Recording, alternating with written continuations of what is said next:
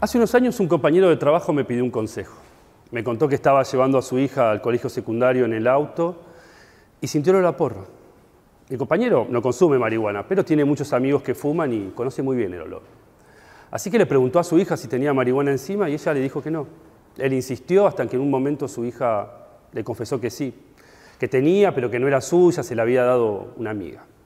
Cuando volvió a su casa y le contó a su esposa, se armó un lío grande. Ella lloraba desconsolada y la verdad es que no sabían qué hacer. Le pregunté a mi compañero qué era lo que más le preocupaba de la situación. Y él me dijo, yo sé que no se va a morir por fumar marihuana. Yo lo que tengo miedo es que la pare la policía y se la lleve detenida o que vaya a comprar marihuana a algún lado y le hagan algo. Como ven, lo que le preocupa a mi compañero es la clandestinidad y la criminalización del consumo. Y a mí me parece que es una preocupación sensata. Y de eso quiero hablarles hoy. La marihuana es la tercera droga más consumida en la Argentina después del alcohol y el tabaco. A diferencia del alcohol, la marihuana no tiene una dosis letal conocida ni genera dependencia física. Eso no quiere decir que es una droga buena. Como cualquier sustancia puede tener sus efectos secundarios o no deseados. En todo caso, yo no me voy a centrar hoy en este punto. No voy a debatir si la marihuana es buena o mala. Me parece que lo más urgente es hablar de la clandestinidad que genera su prohibición. Se ha dicho hasta el cansancio que la marihuana es la puerta de entrada a las drogas duras. Pero esto es falso.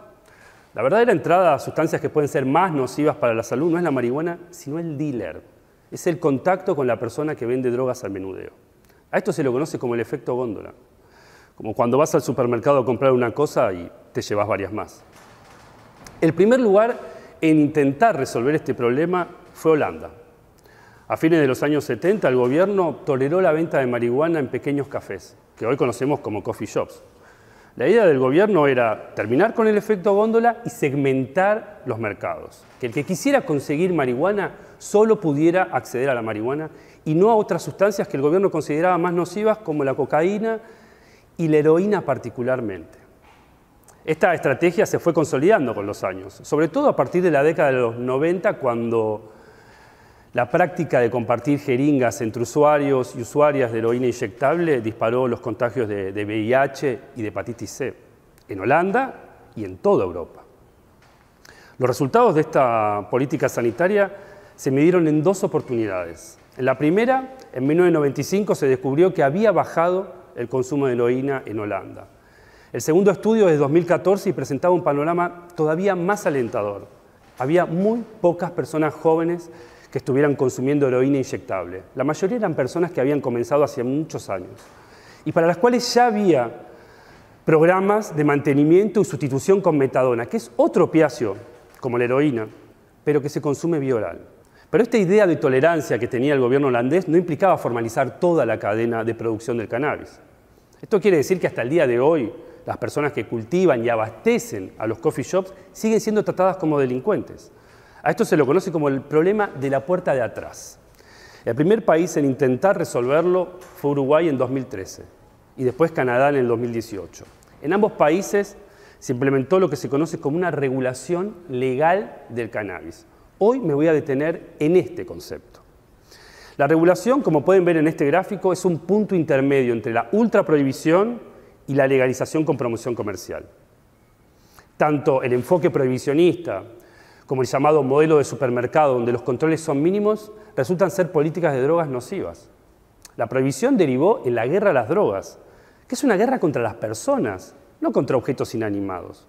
Hay millones de personas que son detenidas, encarceladas e incluso sometidas a la pena de muerte en algunos países. Y esto sin contar los miles de asesinatos que hay por las disputas territoriales por la venta de drogas. En el otro extremo de este espectro de política de drogas está la legalización con promoción comercial. El mejor ejemplo de esto es el tabaco. Ustedes recordarán que hasta hace pocos años había publicidades de tabaco.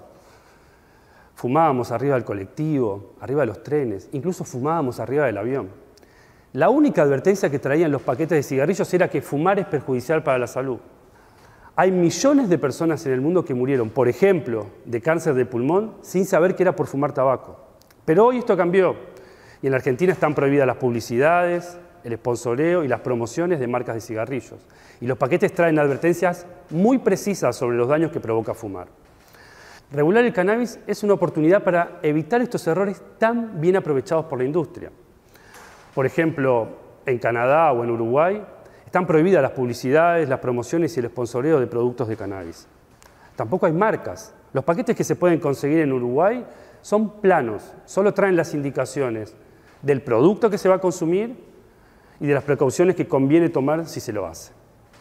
Por otro lado, en ambos países es legal el autocultivo. Y no porque sea un derecho que tiene cualquier persona en su ámbito privado, sino porque es una manera de equilibrar el precio del mercado. Uruguay además tiene clubes de cultivo, que es un modelo surgido en algunas autonomías españolas por la cual personas mayores de edad, previas consumidoras, comparten cooperativamente los gastos de un cultivo y, por supuesto, la cosecha. Además de Uruguay y Canadá, hoy hay 16 estados norteamericanos que regularon el cannabis para uso adulto o recreativo. Y la mayoría fueron por plebiscitos vinculantes. Y esto es importante. Demuestra que no son los partidos políticos, sino la propia población la que está derrumbando la prohibición. Claro que todas estas regulaciones que mencionamos son legales. Y lo quiero aclarar porque en nuestro país está regulado el cannabis. Es un negocio que manejan principalmente las fuerzas de seguridad y quienes hacen la distribución mayorista. Y esta regulación ilegal es una picadora de carne humana. Hay miles de campesinos y campesinas en Paraguay que son explotados y reducidos a la servidumbre para cultivar y prensar el cannabis que luego va a ser llevado a Argentina, pero también a Brasil y a Uruguay. Muchas veces cuando detienen a uno de estos camioneros que transporta los panes de marihuana o al dealer del barrio nos hablan de grandes golpes al narcotráfico. En verdad son fusibles intercambiables.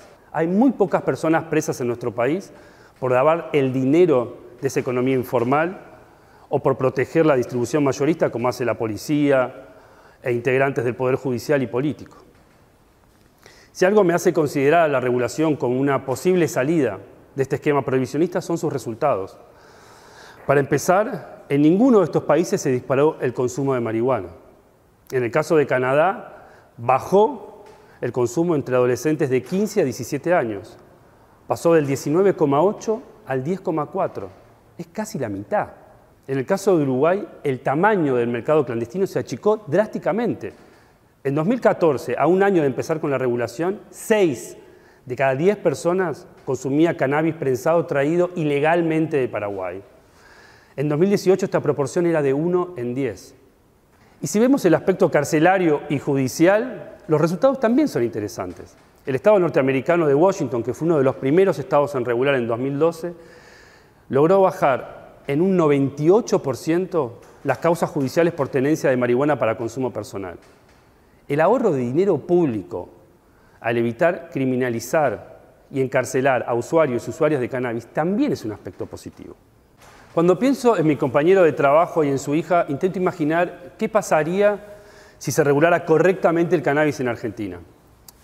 Para empezar, una persona menor de edad no tendría acceso al mercado legal, como sí ocurre en el circuito clandestino. Ustedes saben, el dealer no pide documentos. Como ocurre con el alcohol, seguramente ella y su amiga le pedirían a un hermano o una hermana mayor que les compre. Pero en todo caso no tendrían contacto con el mercado clandestino, que es lo que más le preocupa a su papá. Algunos problemas seguirían, por supuesto. El cannabis puede afectar el rendimiento escolar, pero legalizarlo nos daría la oportunidad de informarnos, de hablar, de acompañar a nuestros seres queridos y a las personas vulnerables. En el fondo se trata de entender que lo más razonable es que si una persona adulta o menor de edad tiene un problema, un inconveniente con su consumo, lo ideal es que pueda acceder a un servicio de salud, no que termine en una comisaría. ¿No les parece? Muchas gracias.